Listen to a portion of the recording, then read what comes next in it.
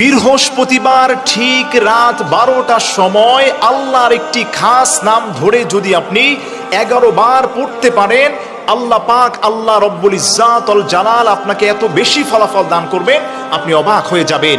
সময়টা আপনি মনে রাখবেন, বৃহস্পতিবার ঠিক রাত 12টার সময় আপনার আশেপাশে কেউ নেই, সবাই ঘুমন্ত অবস্থায় আছে।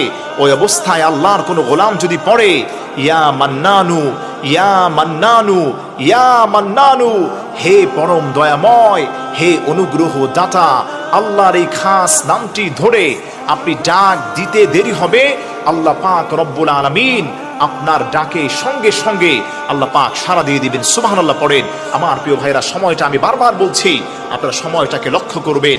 বৃহস্পতিবার এমন একটি সময় আল্লাহর কাছে গুরুত্বপূর্ণ। ওই বৃহস্পতিবারই তো মাগরিবের পর থেকেই শুক্রবার জুমার দিন শুরু হয়ে যায়। তার মানে শুক্রবার জুমার দিনেই আপনি আমলটা করছেন। 11 বার আপনি রাত্রি 12টার সময় বৃহস্পতিবার আকাশের দিকে লক্ষ্য করে আল্লাহর উপর ভরসা করে 11 বার আল্লাহর এই খাস নামটি পড়বেন, ইয়া মান্নানু ইয়া মান্নানু ইয়া মান্নানু, হে অনুগ্রহ দাতা।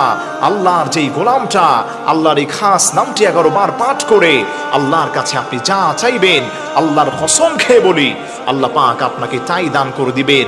আপনি বিপদে আছেন, দেয়ালে পিঠটা ঠেকে গেছে, কোনো বন্ধু আপনার পাশে নাই, আপনি আল্লাহর খাস নামটা বৃহস্পতিবার রাত 12টার সময় পড়েন, আল্লাহ পূর্ণ করে দিবেন। মেয়ের বিয়ে হচ্ছে না, আল্লাহ পূর্ণ করে দিবেন। আল্লাহ রব্বুল ইজ্জাত ওয়াল জালাল বলেন, আমার কোনো গোলাম যদি আমি আল্লাহ রব্বুল আলামিনকে ডাক দেয়, আমার অসংখ্য অগণিত সুন্দর সুন্দর নাম রয়েছে, ওয়ালিল্লাহিল আসমাউল হুসনা ফাদউহু বিহা।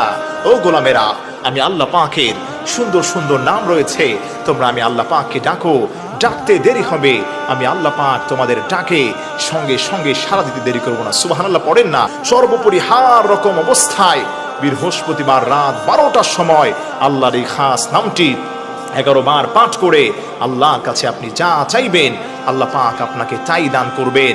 আল্লাহর হাবিব সাল্লাল্লাহু আলাইহি ওয়াসাল্লামের একজন সাহাবী মসজিদে নববীতে নামাজ পড়ছেন, আল্লাহর হাবিব দেখলেন তিনি মোনাজাতের সময় হাত উঠিয়ে আল্লাহর কাছে আল্লাহর এই খাস নাম ধরে বলছেন, আনচাল মান্নান ইয়া মান্নানু, হে অনুগ্রহ দাতা, হে অনুগ্রহ দাতা।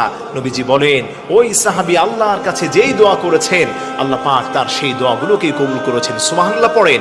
এজন্য আমার প্রিয় ভাইয়েরা, আসেন আমরা আল্লাহর কাছে দোয়া করতে থাকি।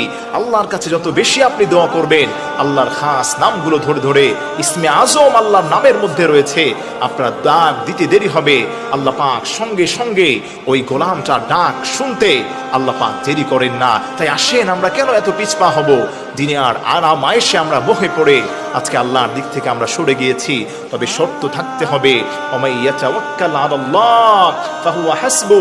আল্লাহর যে গোলামটা আল্লাহর উপর ভরসা করবে, আল্লাহ পাক ওই গোলামটার সমস্ত মনের আশাকে আল্লাহ পাক পূর্ণ করে দিবেন।